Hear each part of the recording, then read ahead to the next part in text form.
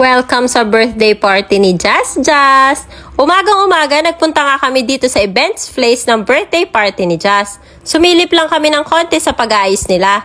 2 AM pa daw sila nag-start mag-ayos dito. Maaga pa din naman nang nagpunta kami, 2 PM pa naman ang party. Dinala din namin yung mga ginamit niyang damit kada monthly shoots niya. Eto din pala yung mga crochet dolls niya dahil i-display din dito sa venue. Dinala din namin yung mga loot bags, prizes at souvenirs para maiayos na nila dito. Ayan, sobrang dami ng lobo. Gusto ko talaga kasi as in madaming lobo. White at different shades and textures ng blue ang balloons. Para Cinderella na Cinderella ang theme. Umuwi din naman kami agad para makapag-ready na. Nails ready na nga din pala ang mami ina nyo. Naka-nail extensions pa yan. Ganda no? Thank you, Maring Joy. At syempre, minsan lang naman to, may pa-mook up tayo by Jack Ulianan. Pak na pak naman ang ginawa mo sis. Gandang-ganda tuloy yung mga anak ko. Char. Pagkatapos namin mag-ayos, dumiretso na kami sa venue ulit. Doon na kasi kami magbibihes para sa picture-picture at video kineme. Pagdating namin, naglaro-laro muna at nagbihis na din kami. Nauna na kaming magbihis nila Gio at Daddy, pero binihisan din naman agad namin si Jazz. Cinderella theme kaya kaming apat naka-costume. Mommy and Daddy ni Cinderella at si Prince Charming ang Kuya Gio. Nilagay ko na nga pala yung headband ni Jazz. Napaka-pretty, diba? At sinuot ko na din yung kanyang shoes. Nag-iiyak nga at gusto palang bumaba para ipakita ang gown.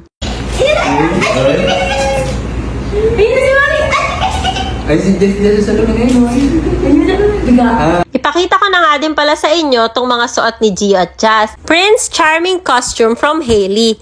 Red, white, and gold color. Yung sa balikat niya natatanggal, di velcro lang siya.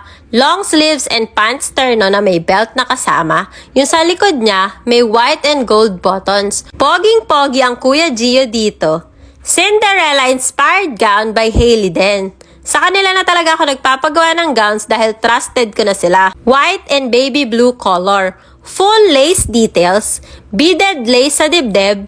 Yung sleeves niya, see-through lace na beaded. Sa skirt part ay full lace. Yung dalawang gilid ay color blue with lace. Sa gitna naman ay full white lace. Sa likod naman, yung top part ay beaded lace din with buttons. See-through style din siya gaya sa sleeves. Meron siyang malaking ribbon sa likod.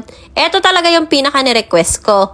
Nakita ko lang to sa internet at na-achieve talaga. Ang ganda. Big ribbon na may pakinang-kinang sa gitna. Sobrang ganda, 'di ba? Ito kasi talaga yung gusto ko maging gown ni Jazz. Gusto ko kasi talaga yung medyo kakaiba pero nandun pa din yung pagka-Cinderella ng gown. Unique na hindi nalalayo sa gown ni Cinderella. Sobrang thank you talaga ako sa Hailey dahil kahit online lang kami nag-uusap para sa design, sa sketch, at sizes, talagang nakukuha nila yung gusto mo and hindi lang basta nakukuha. Lumalagpas pa nga sa expectations mo. Sobrang worth it magpagawa sa kanila. Promise. Kay Jazz, Gio, at sa akin from Hailey.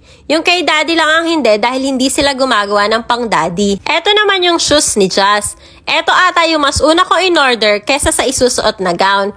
Gustong gusto ko kasi talaga to. Binyag pa lang ni Jazz, gusto ko na nito pero hindi na siya aabot kaya hindi na ako nakapagpagawa noon. Kaya talaga namang sobrang aga ko nag-order nito para sa birthday ni Jazz. Bespoke blue rhinestone shoes from Beyond White Baby. Rhinestones yung buong paligid ng shoes, then may ribbon, crown, and diamond sa gitna. Late ko na to na video, after party na kaya yung ribbon niya, ganyan na siya dahil nasasabit sa rhinestones. Pero kahit ganon, ang ganda pa din niyang tingnan.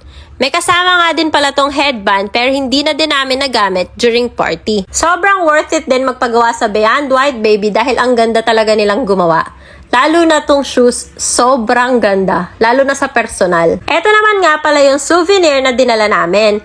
Customized kid size Cinderella backpack. Maliit lang yung size niya, sakto lang talaga for babies or toddlers. Sa Hello Rainbow Goodies nga pala ako nagpagawa sa Instagram. Maganda yung quality, maganda yung material, and yung pagkakaprint niya, ang ganda din.